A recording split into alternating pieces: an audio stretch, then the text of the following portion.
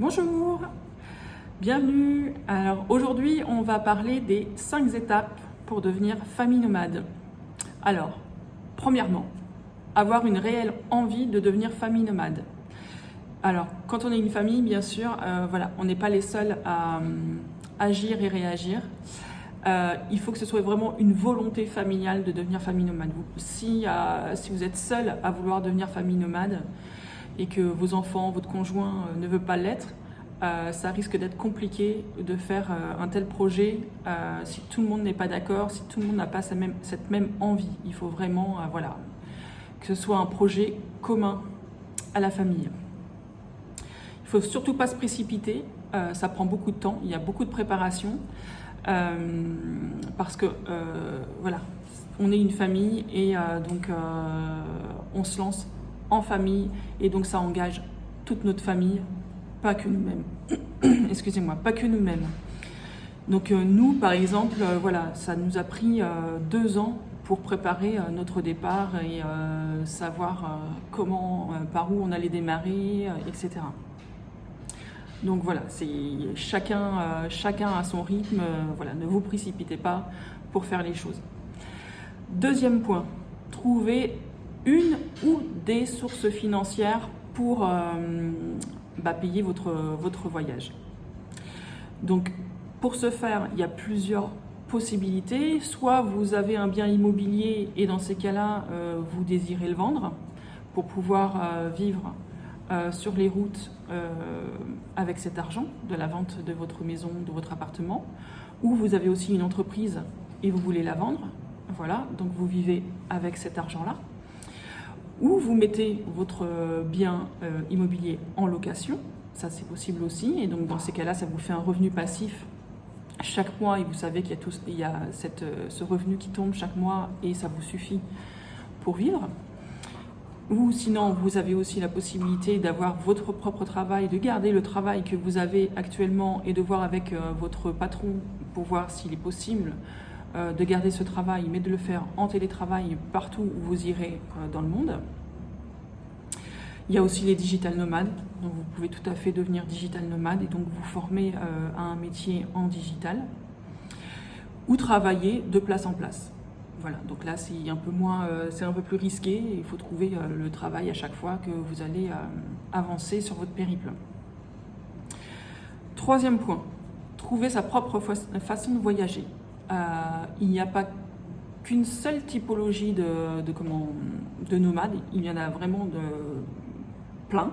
Il faut vraiment trouver sa façon de voyager. Nous, voilà, c'est atypique, on voyage de ferme en ferme. Voilà, il faut trouver vraiment votre façon de voyager à vous, qui soit qui corresponde à vos envies, à vos besoins, à vos contraintes familiales. Voilà, on n'a pas tous le même niveau de... voilà, on n'a pas tous besoin du même niveau de confort pour vivre. Il y en a qui vont tout à fait bien vivre sous tente, d'autres dans des camping-cars, d'autres ne supportent pas d'être restreints dans un petit espace. Voilà, donc tout ça, il faut vraiment le ressentir, etc. Parce que sinon, si vous vous trompez quelque part de façon de voyager, c'est pareil, ça peut vite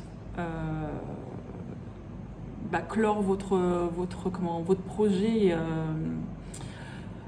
précipitamment parce que c'est pas votre façon de fonctionner. Vous pouvez aussi d'ailleurs tester pendant un mois ou plusieurs mois votre façon de fonctionner et de voyager pour voir la typologie, si vous hésitez entre plusieurs, qui vous correspond le mieux.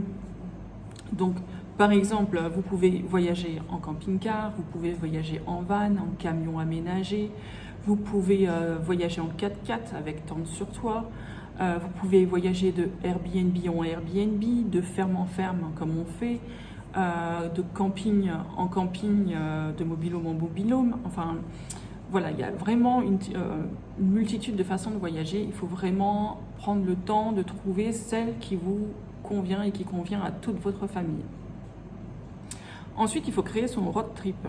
Alors, par où vous allez commencer, par quel pays, est-ce que vous décidez du coup de rester sur l'Europe? Est-ce que vous décidez de partir faire un road trip, par exemple, en Amérique? Et là, dans ces cas-là, vous partez en avion. Est-ce que vous faites du shipping? Vous avez acheté un camping-car, vous faites du shipping pour envoyer votre camping-car aux États-Unis, ou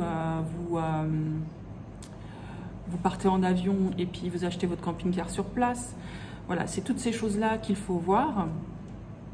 Et puis, suivant les pays où vous allez avoir des coûts de visa. Voilà. Et puis, vous avez un temps aussi plus ou moins restreint suivant les pays. Donc, souvent, c'est 3 mois. Avec un visa, vous avez le droit à 3 mois sur place. Mais il y a des pays où c'est seulement 1 mois. Donc, il y a tout ça à voir et pour organiser, en fait, votre voyage. 5e point, s'occuper des documents administratifs. Donc, avant le départ. Et ça, c'est un point à ne surtout pas négliger, c'est super important. Ne serait-ce déjà que pour recevoir son courrier comme vous ne serez plus en France. Donc, il faut une adresse postale pour que vous puissiez continuer à recevoir votre courrier, etc.